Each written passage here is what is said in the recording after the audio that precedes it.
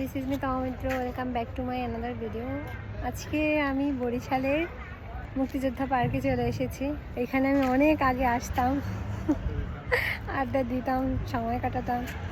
তো অনেক দিন পরে আসার পরে সব কিছুই পরিবর্তন দেখতেছি, আশপাশ সব কিছুই পরিবর্তন। বরিশালে যখন আগে থাকতাম আমি, তখন আমি কন্টিনিউয়াসলি মন খারাপ থাকলে এখানে চলে আসতাম।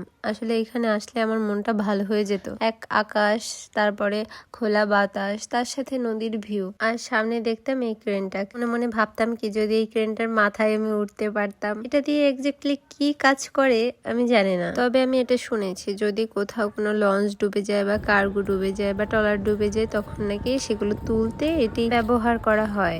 জাস্ট আমার এখান থেকে এত সুন্দর ভিউজ, আর লঞ্চ ঘাট, বরিশালের লঞ্চ ঘাট এখান থেকে দেখা যায়। এইখানটাতে দাঁড়ালে না তুমি একদম বরিশালের লঞ্চগুলো দেখতে পাবে, যে লঞ্চ ঘাট দিয়ে লঞ্চ ছাড়া হয় ঢাকার জন্য বা বিভিন্ন জায়গার জন্য, সেই লঞ্চ ঘাটটা এখান থেকেই দেখা যায়। আগে এই ঝালমুড়ির দোকানগুলো ভিতরে ছিল না, বাইরে ছিল, কিন্তু এখন দেখছি এগুলো ভিতরে দিয়ে দিয়েছে। গাছের ফাঁক থেকে সূর্যের উঁকি দেওয়া, কি সুন্দর দৃশ্য। বরিশালে ঘোরার মতো অনেক জায়গা রয়েছে, তবুও কেন জানি আমার এই মুক্তিযোদ্ধা পার্কটাই বেশি পছন্দ ছিল। আমি কতবার এখানে একা একা এসেও বসে থেকেছি। হালকা হালকা বাতাস, গাছের ফাঁকে থেকে রোদের ঝিলি, সামনে বহমান নদী। আমি একটু উল্টো ভাবে বলতে চাই, আমি একটা নদী কিনতে চাই। আমি জানি না কে নদী বিক্রি করে, আমার একটা নিজস্ব মন রয়েছে।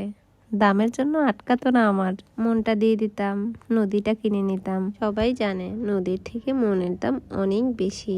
নদী ভাঙা গড়ার খেলা খেলে, কিন্তু মন ভাঙলে আর তাকে গড়া যায় না।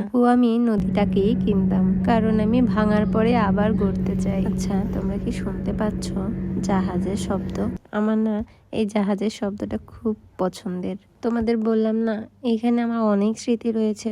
মন খারাপ থাকলে আমি এসে নদীর পাশটাতে বসতাম, বসে নদীর দিকে তাকিয়ে থাকতাম। দেখতাম নদীর কত ধৈর্য, নদীর ওপর থেকে কত কিছু বয়ে চলে যায়, তবুও নদী তার বৈশিষ্ট্য ঠিকই রেখে চলেছে। কত ঝড়, কত তুফান, কত স্রোত, আর কত কিছু সহ্য করেও নদী তার চরিত্রটাকে ঠিক রেখে যাচ্ছে। তার এই বিশালতা, তার এই স্যাক্রিফাইস আমাকে আবার নতুন করে সবকিছু শুরু করতে শিখিয়েছে। তার এই উদারতা আমাকে আবার শিখিয়েছে সবকিছুর সঙ্গে কিভাবে মানিয়ে নেওয়া যায়। আমি জানি না তোমাদের মন খারাপ হলে তোমরা কি করো। তোমরা অবশ্যই কমেন্টে জানাতে পারো তোমাদের মন খারাপ হলে তোমাদের সব থেকে কি বেশি ভালো লাগে। সবার জন্য অনেক অনেক শুভকামনা রইল। সবাই ভালো থেকো, সুস্থ থেকো, আর আমার সঙ্গে থেকো। আজ এই পর্যন্তই।